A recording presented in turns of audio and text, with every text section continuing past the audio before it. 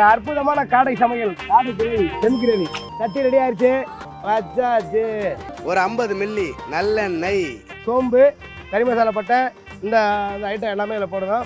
லைட்டாக பொண்ணு மறுவல் லைட்டாக மாறினோன்னே போட்டுருலாம் கருவேப்பிலை கலரும் லைட்டாக மாறிடுச்சு. இப்போ நம்ம போட வேண்டிய விஷயம் வெங்காயம், வெட்டி வச்சிருக்கிற சின்ன வெங்காயம். நான் ஒரு 200 கிராம் சேர்த்துருக்கிறேன். வெங்காயம் ஓரளவுக்கு வெந்துருச்சு. இந்த பக்குவம் இருக்கும்போது வெட்டி வச்சிருக்க தக்காளியை சேர்த்துக்கிடுவோம். தக்காளி ஒரு 1/4 கிலோ வச்சுக்கிறேன்.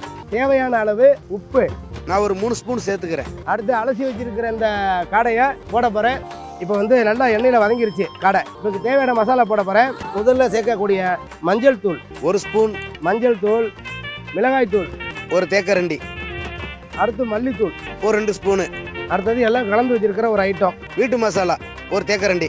ஒரு முக்கியமான ஐட்டம் ஒன்று இருக்குது, இஞ்சி பூண்டு பேஸ்ட்டு அரை தேக்கரண்டி. எல்லா மசாலாவும் போட்டு தேவையான அளவு கொஞ்சோண்டு தண்ணி ஒரு செம்பு சேர்த்துக்கிறேன். இப்போ நல்லா மூடி வேக வைக்க வேண்டியதுதான். இப்போ காடை வெந்துருச்சு. இது மேலே ஒரு ஐட்டம் தூவணும்.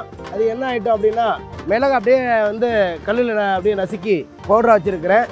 அடடா செம்மையாயிருச்சு. இதான் ஃபினிஷிங் டச்சு. கொத்தமல்லி தலை.